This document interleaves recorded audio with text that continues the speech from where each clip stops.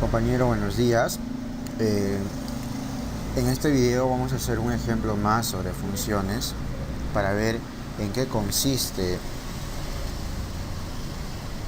esto de funciones y cómo darle uso, ¿no? Desde mi perspectiva, estos de acá es bastante usado. En mi caso yo uso bastante lo que son funciones en programación. También se lo conoce como métodos. Lo llamamos más que todo métodos en programación orientada a objetos. Métodos que te retornan algo o no te retornan nada. Y pueden ser llamados en múltiples lugares, ¿no? Vamos a hacer un ejemplo sobre esto. Sobre cómo saber si un número es primo por medio de esta función. Para ello vamos a hacer un include juststring.h. Vamos a hacer la sintaxis básica del lenguaje del programa. Luego acá vendría de la siguiente manera. ¿Okay? Sabemos que todo dentro del void es lo que se ejecuta y acá vamos a declarar mi función. ¿Puedo declarar más de una función? Voy a crear mi función. ¿Puedo crear más de una función en una clase? Sí. Función primo, vamos a ponerlo así. Sí, puedo declarar más de una función. ¿Okay? Esta función primo va a consistir en una función donde yo le voy a pasar un parámetro, le voy a pasar un dato, un número, un entero, y esta función me va a retornar si un 1 o un 0. Si en caso es 1 quiere decir que es primo, vale true, y si en caso es 0 quiere decir que es false, entonces no es primo. Por lo tanto le voy a dar que mi función sea del tipo entero. Luego le doy el nombre de la función, que vendría a ser por ejemplo primo. Le doy así. Y acá dentro de int primo, dentro de primo va a ir un int número, que es el número que yo le voy a solicitar al usuario, ¿ok? Que yo le voy a pasar como parámetro. Esto, al ser un entero, le vamos a poner acá int, por ejemplo, resultado, que valga 0 desde un inicio. Luego voy a tener un contador también que valga 0 también desde un inicio. Este contador me va a ayudar a definir si un número es primo o no.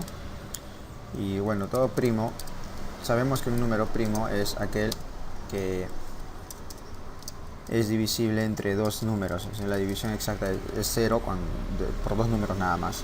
¿Okay? Se puede dividir solo por dos números, que es el 1 y su mismo número. ¿Okay? Entonces el i va a recorrer en 1, porque si le pongo 0 va a salir un error. Acá en el count le voy a poner número, y acá tiene que ser menor o igual. Este bucle va a hacer que número sea dividido entre 1, entre 2, entre 3, entre 4 hasta número. ¿Okay? Entonces dentro de este for yo hago lo siguiente: si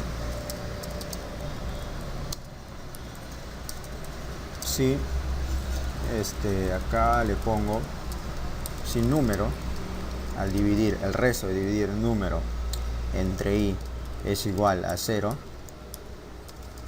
si es verdad que el contador con se incremente, nada más, que cont se incremente. Listo. Al incrementarse cont fuera, yo le pregunto si este cont es igual a 2. Si cont es igual a 2, entonces yo manejo acá el resultado.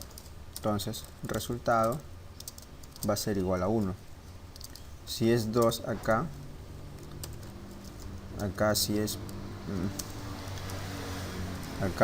2, si es 2 entonces es primo.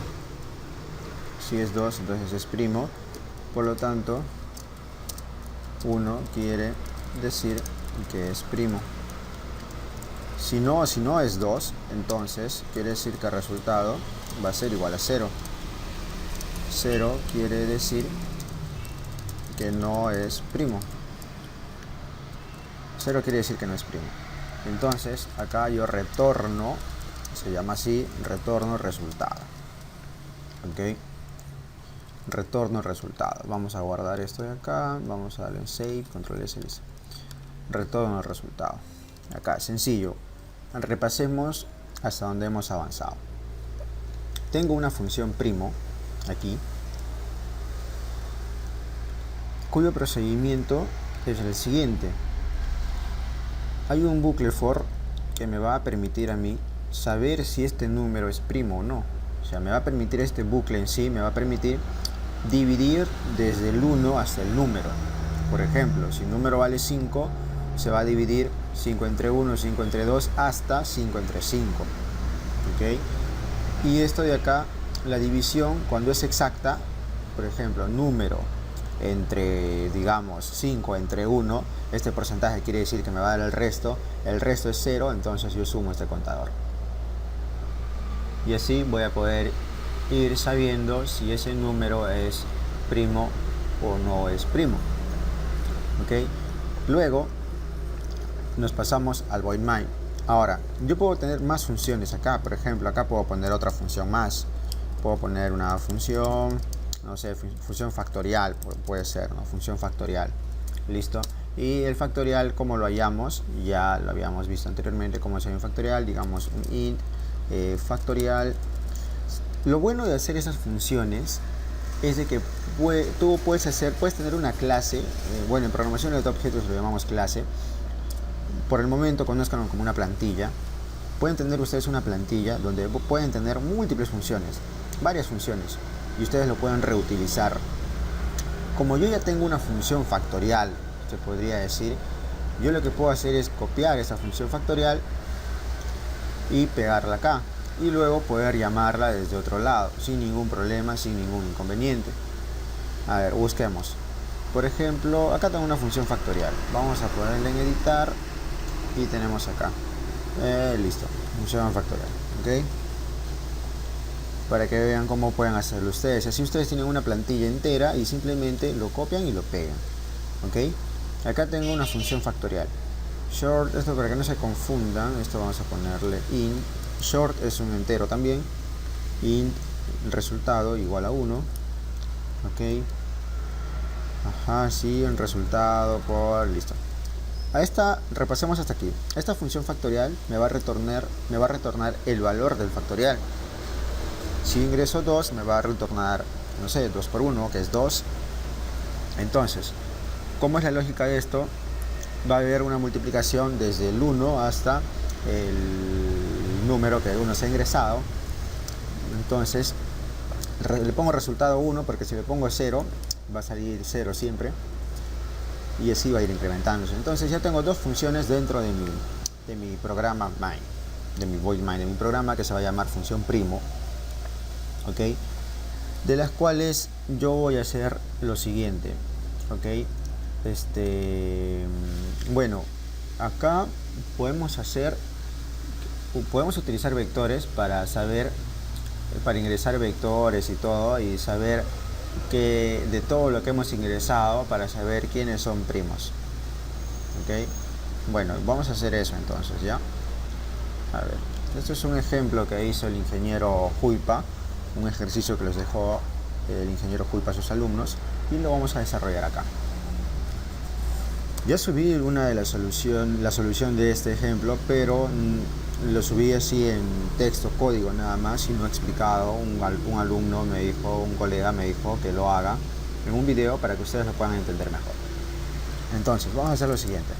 Vamos a declarar un n, que este n va a ser mi límite del vector, porque yo le voy a solicitar le voy a solicitar al usuario que ingrese. Solicito el límite del vector. ¿Ok? La solicitud del límite lo hago por medio de un code. Por ejemplo, ingrese el límite del vector. Ingrese el límite del vector. El usuario te va a ingresar un dato y este dato lo paso acá, que va a ser n. ¿Ok? Listo. Luego yo voy a necesitar un vector de enteros. Lo vamos a poner de 20 como máximo, pero el límite lo va a definir luego. Y luego este va a ser mi vector que el usuario va a ingresar, pero luego voy a tener un vector de primos, y este vector de primos también va a tener la misma longitud de 20. Hasta aquí no hay ningún problema, no hay ningún inconveniente. ¿Ok? Luego nosotros pasamos a llenar de datos al vector. Llenamos de datos al vector. Para llenar de datos al vector, yo le tengo que pedir al usuario que ingrese esos datos. Por lo tanto, el list se va a recorrer, va a iniciar desde 0 hasta el límite del vector, que en este caso es n. ¿Ok? Luego se va a ir sumando y acá le vamos a pedir al usuario que ingrese dato. Acá le vamos a concatenar, ingrese dato 1.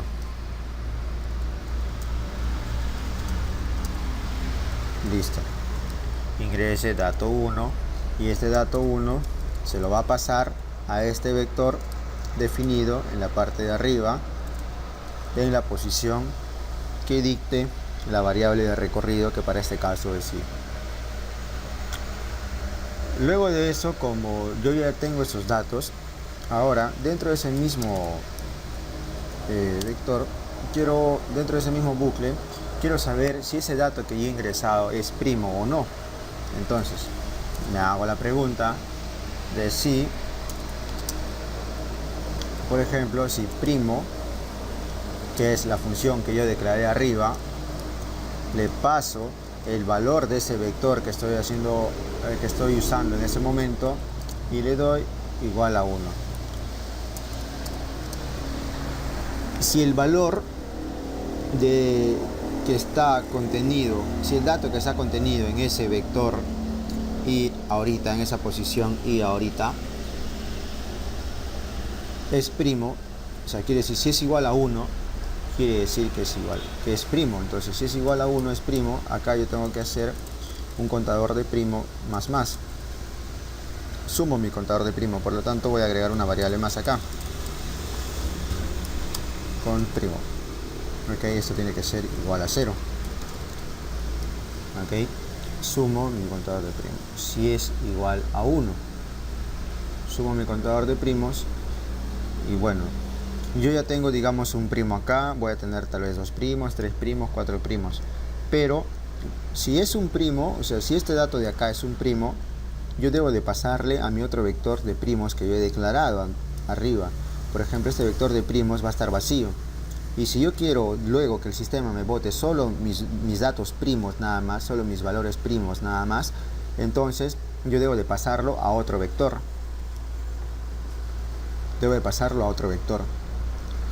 pasarlo al otro vector sería de la siguiente manera. Por ejemplo, b', justo en esa posición, y va a ser igual al vector en esa posición, al vector que tengo en esa posición. Ok, le paso nada más. Pero acá no debería ser i, porque si no va a ir datos salteados. Entonces le pongo k. Acá hago que k más aumente y yo debería declarar acá un int, k igual a 0. Quedaría más o menos de esa manera. Ok, listo. Luego lo que vamos a hacer es mostrar todos esos datos y se hace de la siguiente manera.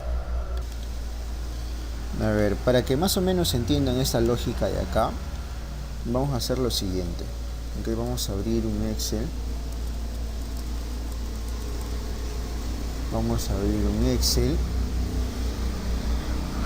Y la lógica más o menos es esta de acá. Si bien saben, yo declaré un vector con un límite n, pero también tengo acá un vector de primos, ¿verdad? Un vector de primos, ¿ok? Ambos tienen un límite que el usuario lo ingresó por pantalla, y acá igual. Ok, digamos, para este ejemplo va a ser así: 0, 1, 2, 3, 4, 6, 7, 8. Ya, bueno, esto es así. El vector de primos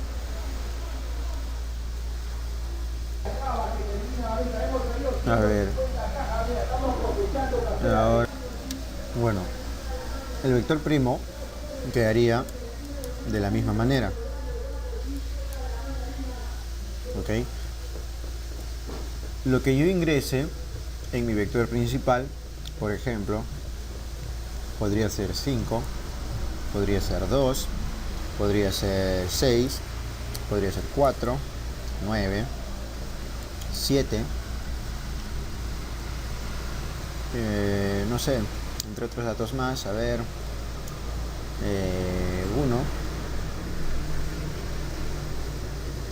3 y listo. Conforme yo ingreso 5, según el sistema, según el programa que estamos haciendo acá, me dice, yo ingreso, digamos, en la primera posición, ingreso 5 y al toque le comparo, ¿no? En ese mismo rato comparo si 5 es primo o no. Entonces, 5 es primo o no, sí es primo. 5 es primo o no, acá, por ejemplo, 5 es primo o no, si el resultado de esta función me bota 1, ¿sí? Quiere decir que es primo. Entonces cuento mis primos, o sea, ya tengo un primo, y luego le paso este 5 de acá, le paso a mi vector de primos que tengo, para yo luego poder mostrarlos. Entonces quedaría más o menos de la siguiente manera. 5 es primo, sí, le paso este de acá, 5. Luego, 2 es primo, sí. Si es primo le paso acá, listo. 6 es primo, no es primo. Ya, entonces no le paso. Pasa. 4 es primo, no, tampoco no es primo, no le paso. 9 es primo, no es primo. 7 es primo, sí es primo, listo. Y así sucesivamente. ¿Ok? Esta es la lógica, pero, ojo, este tiene su propia variable de recorrido que es K, y este tiene su propia variable de recorrido que es I. K está declarado en la parte de arriba, en la parte superior, y se aumenta cada vez que hay un primo. Por lo tanto, este 1 no se va a ingresar aquí, sino se va a ingresar acá. Y esto de acá quedaría así. ¿Okay? Es por ello que utilicé otra variable de recorrido. Si hubiese sido la misma variable de recorrido, hubiese sido el resultado así. Así. Pero lo que hice fue usar su propia variable de recorrido. ¿Ok? Bueno, hasta ahí estamos bien. Ahora, una vez terminado ya nuestro bucle y sabemos si son primos o no son primos, lo que vamos a hacer ahora es mostrar los datos. Por ejemplo, el número de primos en el vector es de nuestro contador de primos. ¿Ok? Luego le hago un code, pongo datos del vector. Voy a mostrar los datos del vector de primos. Ok, listo. Para mostrar los datos nuevamente necesito yo hacer un recorrido. Este recorrido lo voy a hacer desde I, pero ojo acá.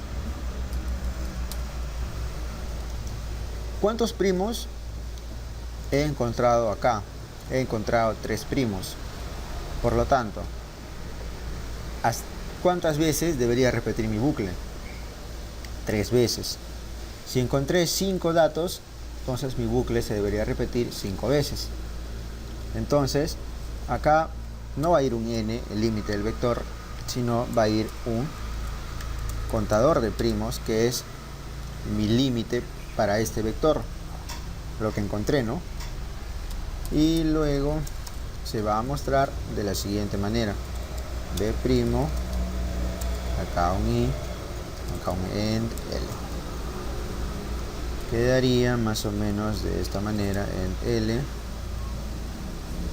y listo. Acá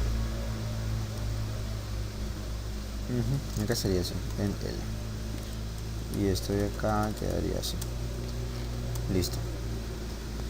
Ahora, luego debajo de esto tiene que haber un yetch para que se quede la pantalla. Luego, digamos, si yo quisiera, por ejemplo, usar mi función factorial que yo he creado acá, a ver, como para darle algo más, vamos a poner el factorial del límite de mi vector es factorial, me va a retornar factorial y le paso el límite de mi vector acá. Listo. A ver, vamos a ejecutar esto. Vamos a ejecutar esto de acá. Vamos a ejecutarlo. Entramos aquí. Listo, abrimos un nuevo texto, text edit acá y lo pegamos. Lo ejecutamos. Listo, no hay ningún error. Ingrese el límite del vector. Voy a ingresar 5, por ejemplo. Ingrese dato 1, 1, 2, 3, 4, 5. El número de primos en el vector es de 3. 1 es primo, 2 es primo, 3 es primo. No, pero 1 no es primo. 2 es primo, 3 es primo y 5 es primo. Está bien, porque 1 no tiene contador de buffer, ¿no? Bueno, los datos del vector van a ser 2, 3 y 5. El factorial del límite de mi vector es de 120, porque yo como le ingresé 5, el límite de mi vector es el factorial es 120. Bueno, acá solo falta ordenar nada más. Por ejemplo, acá falta agregarle un L y listo, nada más. No, bueno, acá faltaba agregarle esto de acá. Ejecutamos esto en el vector 5. Ya, datos del vector 2, 3 y 5. El factorial del límite de mi vector es 120. Listo. Disculpen, acá me he equivocado. 1 no es un primo. Bueno, listo. Repasando, tenemos dos funciones, una función primo, una función factorial, que pueden ser reutilizadas en otro programa que yo quiera hacer. Digamos, simplemente lo copio y lo pego en la parte superior o en la parte inferior de mi void main. Luego declaro mis variables que voy a usar, que para este caso es un vector principal. Luego mi vector de primos, que va a contener todos los primos que yo voy obteniendo de mi vector principal. N, que viene a ser el límite de este vector, que va a estar entre el intervalo de 1 a 20. No tiene que pasar además, porque si pasa más, pues posiblemente te bote un error o posiblemente no tome los datos del 21, 22 o 23. Mi contador de primo que inicia en 0 y mi variable de recorrido K para mi vector primo. Le solicito al usuario el límite de mi vector. El usuario va a ingresar algún dato que tiene que estar comprendido entre 1 a 20. ¿Okay? Llenamos los datos del vector. Para ello usamos un bucle for que va a recorrer mi vector principal, de las cuales inicia de 0 hasta este límite del vector que yo le he ingresado. Ingreso cada dato y los datos se van a ir ingresando de acuerdo a la posición que se encuentre nuestro i. Digamos, si es 0 se va a encontrar en la posición 0 mi vector, si es 1 en la posición 1 y así sucesivamente. Como yo al ingresar este dato, ahí mismo le comparo y le digo si es que es un primo. Esta función primo me va a retornar un 1 o un 0. Si es 1 quiere decir que es un primo, y si es 0 quiere decir que no es primo.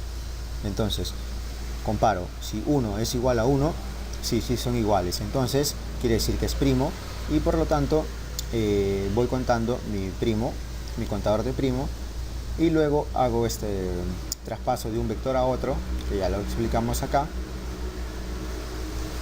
y luego aumento mi variable de recorrido para este vector primo, porque si no tengo esa variable de recorrido, los datos se van a ir chancando. Luego muestro cuántos números primos tiene el vector. Luego muestro los datos del vector. Para ello necesito recorrerlo nuevamente, y como un dato extra le puedo dar el factorial del límite de mi vector. Como el límite de mi vector, digamos, si yo le ingreso 5, el resultado me va a botar 20, porque tengo acá esta función de mi factorial. Bueno amigos, eso sería todo. Vamos a seguir subiendo más videos un poco más adelante, y espero les pueda servir mucho estos ejercicios. Por favor, repasen que les va a servir bastante. Gracias.